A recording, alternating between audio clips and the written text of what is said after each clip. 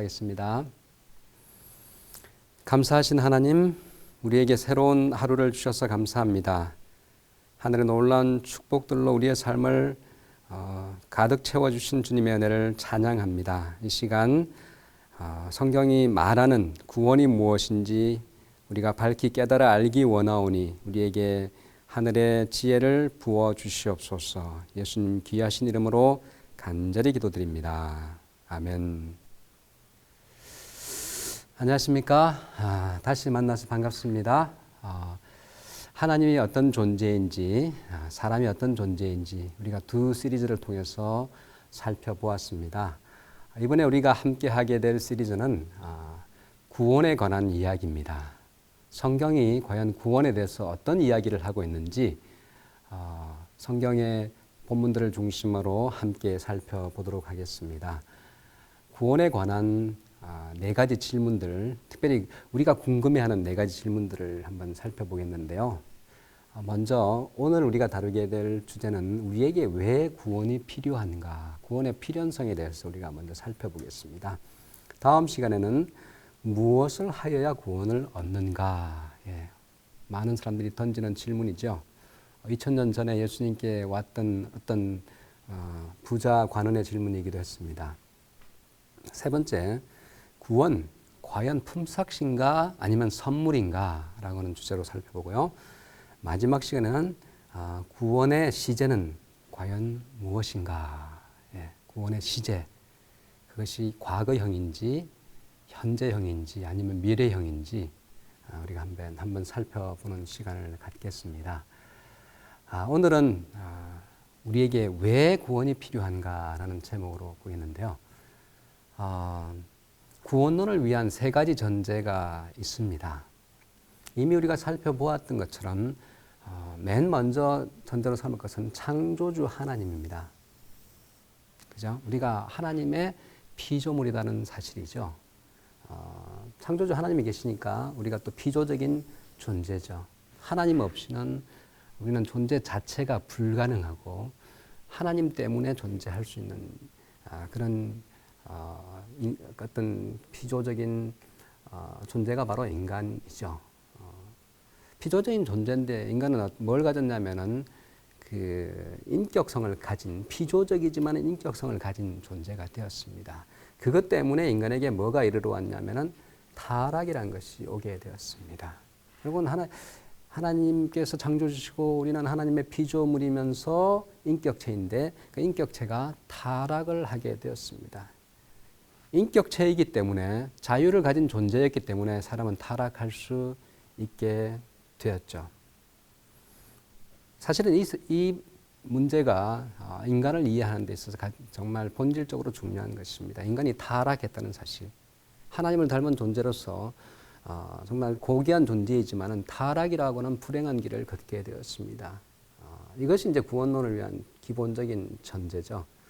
인간은 타락하자마자 사실은 영적으로 죽은 존재가 되었습니다.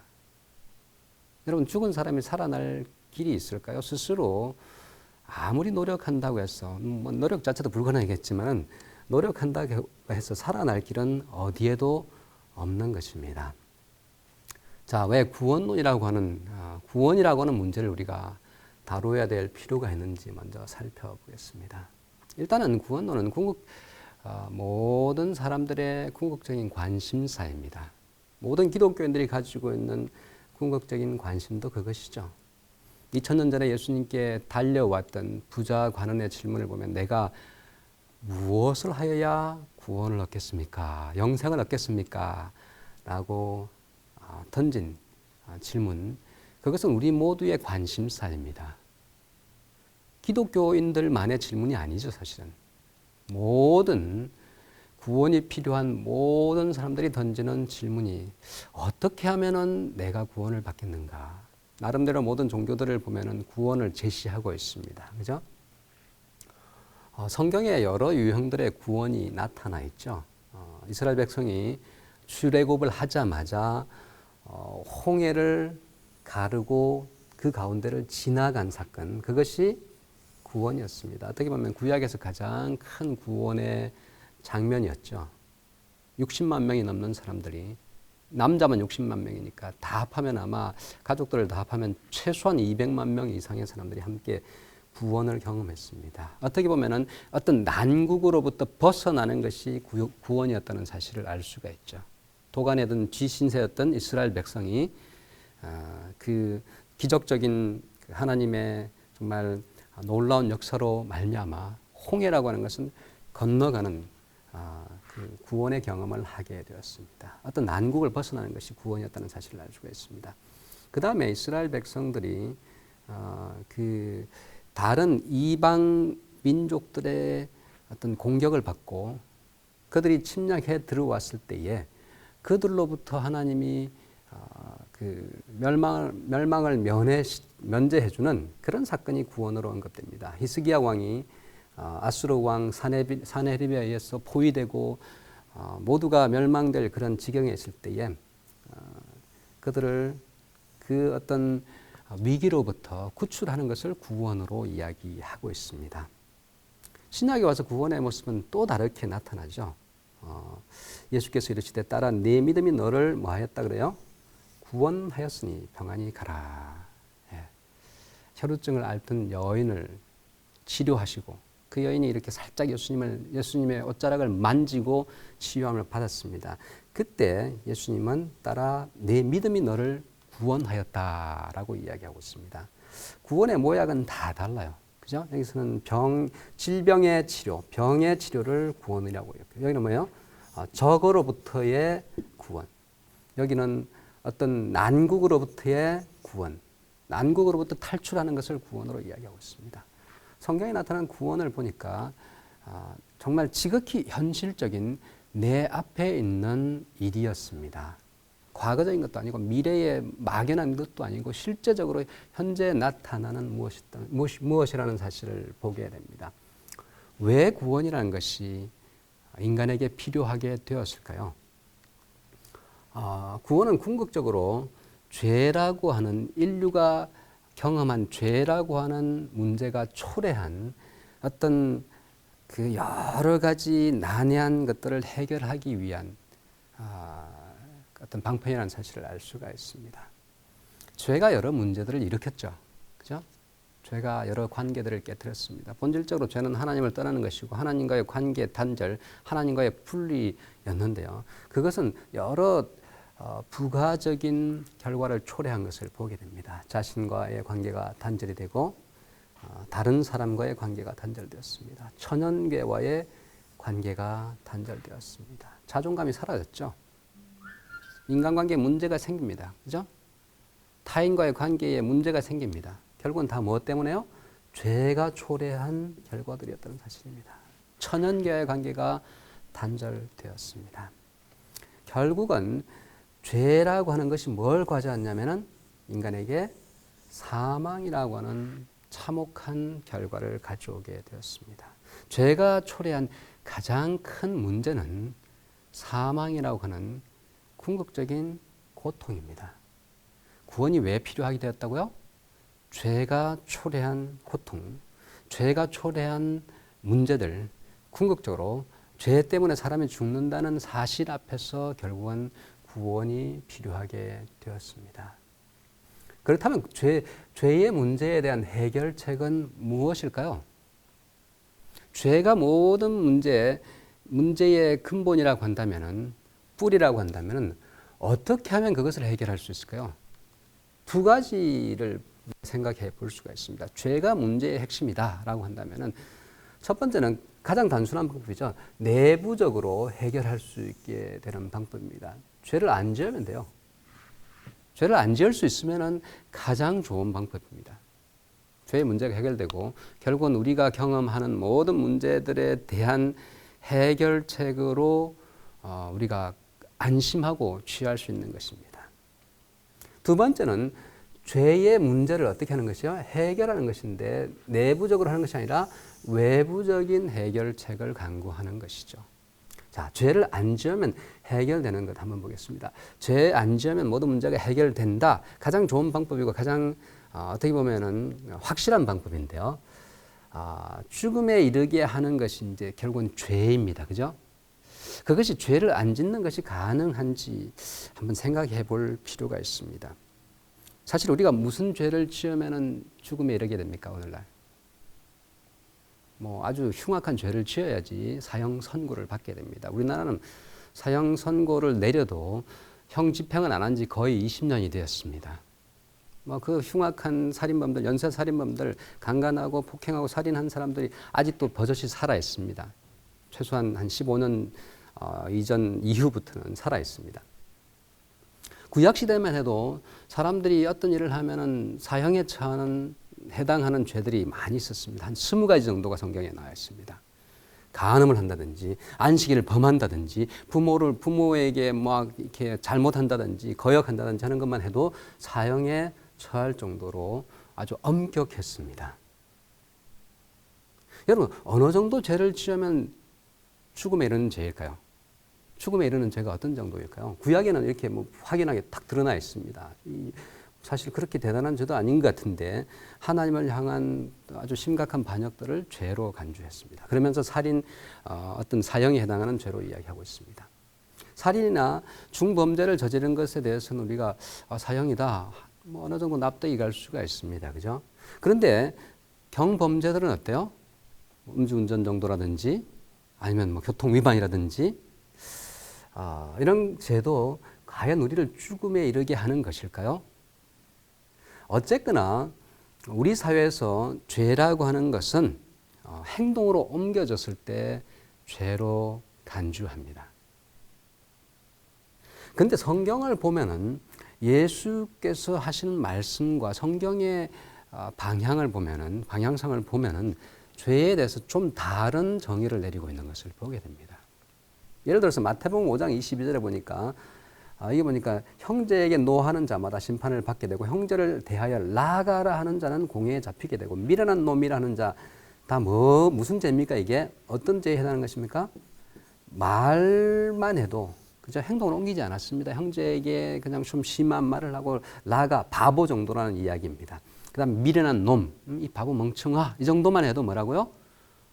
죄라고 이야기하고 있습니다. 심판을 받을 죄의 정의에 포함된다는 말입니다. 근데 말뿐만 아니라 그 다음에 마태복음 5장 28절에 보니까 나는 너희에게 이르노니 여자를 보고 음욕을 품는 자마다 뭐라고요? 마음에 이미 간음하였다. 간음을 행동으로 옮기지 않았지만 뭐만 가져도 마음만 품었어도 말로 옮긴 것 정도가 아니라 마음만 가져도 이미 죄를 졌다. 생각만 해도 죄를 졌다라고 이야기하고 있습니다. 이 정도인데 이 죄 안 지으면 해결된다 그랬는데요. 이 죄로부터 자유로울 사람이 있을까요? 그럼 마음의 생각만 품어도 죄라 그랬는데 그 죄로부터 자유로울 사람은 이 세상에는 아무도 없을 것입니다. 야고보는 이렇게 이야기합니다. 사람이 선을 행할 줄 알고도 행치 아니하면 죄다. 여러분 선에 대해서 알아요. 그죠? 근데 그것을 행동으로 옮기지 않으면 그것마저도 죄다라고 이야기하고 있습니다. 여러분 죄 안 지으면 해결된다라고 하지만은 죄를 안 짓는다는 것이 만만치 않다는 사실을 알 수가 있습니다.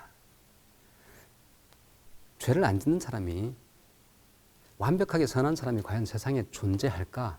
나는 완벽해. 한 번도 죄를 지은 적이 없거든. 이렇게 과연 이야기할 수 있는 사람이 있을까요?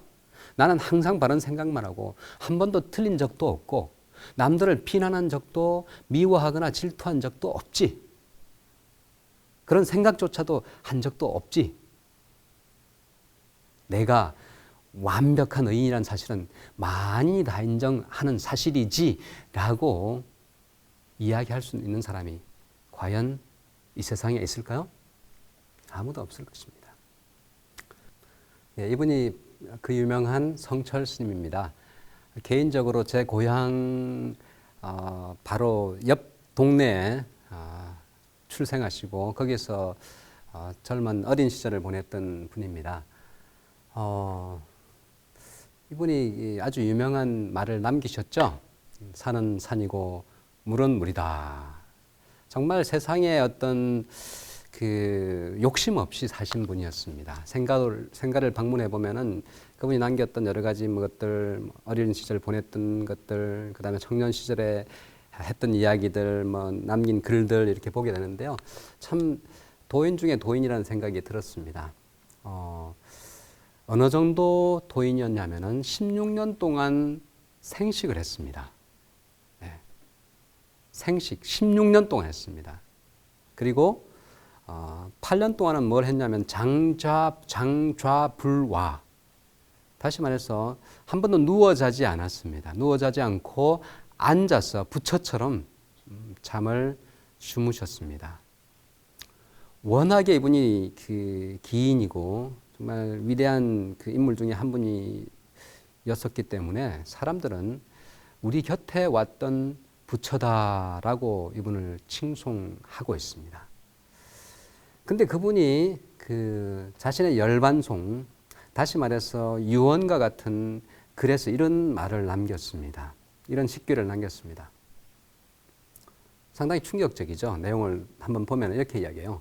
일생 동안 남녀의 무리를 속였어 하늘을 넘치는 죄업은 수미산을 지나친다. 산채로 무간지옥에 떨어져서 그 한이 만갈래나 되는지라. 둥근한 불의 바퀴 불금을 내뱉으며 물은 산에 걸렸도다. 정말 이런 도인 같은 분도 세상 욕심 한 트럭만큼도 없는 욕심을 가졌던 분도 내면의 세계를 보니까 남녀의 무리를 속였어. 그죠? 속였다라고 이야기하고 있습니다. 하늘을 넘치는 죄업이다. 그죠? 죄를 얼마나 많이 지었는지. 겉으로 그렇게 이분이 죄를 지었겠습니까? 근데 내면의 세계에서 그가 얼마나 많이 고뇌했는지를 볼 수가 있습니다. 이런 분도 그 삶을 보니까는 정말 그 내면에 많은 고뇌들이 있었던 것을 보게 되죠. 하물며 우리는 어떻겠습니까? 이처럼 인간의 상태는 죄 그 자체죠. 그래서 죄는 중력과도 같은 그런 정말 거부할 수 없는 힘이라는 사실을 알 수가 있습니다. 물건을 놔두면 떨어지죠. 그죠? 우리의 성향이 죄를 향하는 그 모습도 마찬가지입니다. 그러한 사실을 깨달은 사도 바울은 로마서 7장 22절에서 이렇게 이야기하고 있습니다. 내 속 사람으로는 하나님의 법을 즐거워하되, 그 이후에서 이렇게 계속 이야기하죠. 내 지체 속에 한 다른 법이 내 마음의 법과 싸워 내 지체 속에 있는 죄의 법 아래로 나를 사로잡아 오는 것을 보는도다. 오라, 나는 곤고한 사람이로다. 이 사망의 몸에서 누가 나를 건져내랴. 죄의 중력을 처절하게 느낀 사도 바울의 고백입니다. 그의 탄원입니다. 사망의 몸, 다시 말해서 죄에 포로되어 있는 죄의 그 세력으로부터 벗어날 수 없는 자신의 상태를 깨닫고 이 사망의 몸에서 누가 나를 건져내라. 스스로 힘으로는 그것을 할 수 없다는 사실을 깨닫고 탄원하고 있는 모습입니다.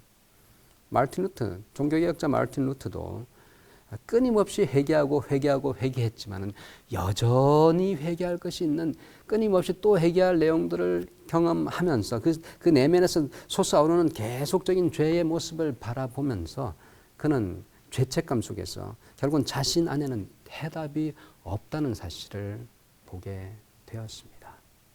내 안에는, 인간 안에는 우리 스스로에게서는 죄를 해결할 길이 없다는 사실, 죄를 안 짓고 살 수 없다는 사실을 보게 되었죠. 내 안이 아닌 밖에서부터의 답을 찾아야 된다는 사실을 보게 됩니다. 로마서 6장 23절은 그 사실을 암시적으로 우리에게 보여주고 있습니다. 죄의 삭은 뭐라 그랬습니까? 사망입니다. 사망. 더 이상 답이 없습니다. 그죠? 죄의 결과는 사망이었습니다. 그런데 본문을 보니까 여기 이제 우리말로는 그게 없는데 원문을 보면은 이 다른 단어가 하나 들어가 있습니다. 이렇게 죄의 삭은 사망이다. 그러나 원어에 보면 그러나가 반드시 영어에도 들어있고 원어에도 들어있습니다. 그러나, 그죠? 죄의 삭은 사망이었지만은 그러나 뭐가 있다고요? 하나님의 은혜, 죄의 삭은 사망이지만은 하나님의 은혜, 은사는 보면 선물로 번역할 수도 있습니다. 선물. 하나님의 선물이 주어졌다. 누구에게요? 모든 죄인들에게 선물이 주어졌습니다. 그 선물은 누구에 있다고요? 우리 주 예수 안에 있는, 그 선물은 예수 안에 있다. 답은 어디에 있다고요? 답은 우리 안에 있는 것이 아니라 바로 예수님께 있다는 사실. 죄를 안 지으려고 노력하는 인간 속에는 답이 없다는 사실입니다. 죄의 문제는 우리 안이 아닌 바로 우리 외부로부터 예수님에게서부터 온다는 사실. 그 답은 바로 누구에게 있습니까? 예수에게 있습니다. 다시 한번 읽어보겠습니다. 그동안 우리가 이 구절을 읽을 때에 여기서 멈추었습니다. 죄의 삭은 사망이요. 처절하게 절망을 경험했죠. 그러나 이걸 꼭 넣으십시오. 앞으로는 그러나 하나님의 은사는 그리스도 예수 우리 주 안에 있는 영생이니라. 죄의 삭은 사망이었지만은 하나님께서 우리를 위한 선물을 준비하셨는데 그 선물이 어디 있다고요? 예수 안에 있습니다. 그것은 바로 영생이라고 하는, 그것은 바로 구원이라고 하는 위대한 선물이죠. 예수가 누구이길래, 예수가 과연 누구이길래 그 안에 답이 있다는 것일까요? 마태복음 1장 21절을 보면 힌트를 얻을 수가 있죠. 아들을 낳으리니 이름을 뭐라 그래요? 예수라 하리라. 이는 그가 자기 백성을 저희 뭐해서?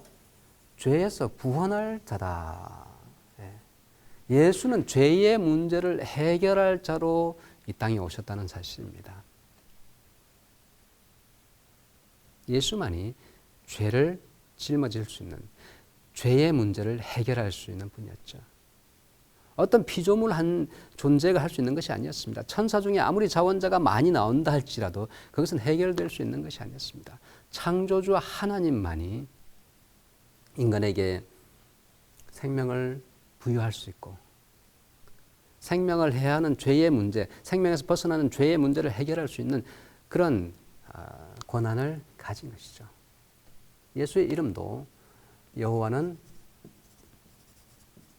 구원이시다라는 의미를 가지고 있습니다. 여호와는 구원이시다. 그 이름 자체에도 예수가 어떤 존재인지를 보여주고 있습니다. 그분은 죄에서 우리를 구원할 자로 이 땅에 오셨습니다.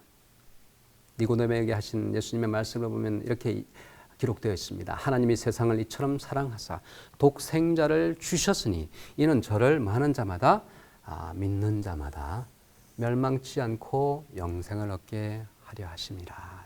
누가 구원을 얻는다고 이야기하고 있습니까? 누가 영생의 주인공이 된다고 이야기하고 있습니까? 착한 사람이 아닙니다. 영생의 주인은, 구원의 주인은 착해가지고 좋은 일을 많이 하는 사람이 아니라, 죄를 안 짓는 사람이 아니라 누구라고요? 믿는 사람입니다. 믿는 자마다, 그죠? 믿는 자마다 영생을 얻게 될 것이다 라고 성경은 이야기하고 있습니다. 착한 사람이 아니라, 좀 교육받은 교양인이 아니라 예수를 믿는 자, 우리의 죄의 문제를 해결하실 예수를 믿는 자, 우리의 죄를 대신 지신 예수를 믿는 자에게 구원이라고 하는 선물이 주어진다라고 이야기하고 있습니다. 예수 안에 답이 있다는 사실을 보게 되는 것이죠. 우리가 많은 경우에 착각하고 오해하고 있는 것이 예수를 우리의 모델로 생각하는 것입니다. 예수가 모델이 되면 어떻게 될까요? 내가 뭘 해가지고 내가 예수처럼 살면 뭔가 될 것 같다라고 생각해요. 커다란 오해죠. 치명적인 실수입니다. 그것은 기독교뿐만 아니라 모든 종교에서도 재현되고 있습니다. 이렇게 하면은, 이런 어떤 영성을 실현하면은, 이런 정말 고행을 하면은, 그죠? 예수처럼 이렇게 굶으면은, 예수처럼 이렇게 살면은, 천만의 말씀입니다. 예수는 본질적으로 우리의 구세주이십니다. 물론 구세주이신 예수를 받아들이고 난 다음에는 예수가 우리의 모델이 되시죠. 근데 예수를 모델로 삼고 가면은 우리의 신앙은 비뚤어질 수밖에 없습니다. 예수는 본질적으로 우리의 구주이십니다. 죄에서 우리를 건져주실 분이시죠. 자, 오늘 요약을 하겠습니다. 왜 구원을 다룬다고요? 가장 중요한 주제이기 때문에 그렇습니다. 모든 사람들이 이 주제를 궁금해하고 또 이 주제가 결국은 필요하기 때문에 그렇습니다. 왜요? 우리는 모두가 죄의 포로가 되어 있고 사망의 존재가 되었기 때문에 구원을 필요로 하는 사람이 된 것입니다. 결국은 구원의 문제를 우리가 생각하려면 결국은 죄라고 하는 문제, 그죠? 구원이 필요하게 된 이유는 죄입니다. 죄의 문제를 해결하면 되는 것입니다. 죄를 안 짓든지 혹은 죄의 문제를 외부적으로 해결하든지 하면 되는 것이죠. 죄를 안 지을 사람은 이 세상에 아무도 없다는 사실을 우리가 이미 살펴보았습니다. 다시 말해서 스스로 해결점은 없는 것이죠. 결국은 죄의 문제를 해결하기 위해서는 어디에서 찾아야 됩니까? 외부에서 찾아야 됩니다. 그 답이 어디에 있다고요? 바로 예수님 안에 있는 것입니다. 예수님의 이름, 그 이름이 보여주시는 것처럼, 그죠? 우리를 죄에서 구원하실 자, 여호와는 구원이시다. 우리의 죄의 문제를 해결하는 예수님 안에서 우리는 그 해답을 발견하게 됩니다. 이번 한 주간도 우리의 모든 죄의 문제의 해결자 되시는 예수님을 바라보면서 사는 시간들이 됐으면 좋겠습니다. 감사합니다.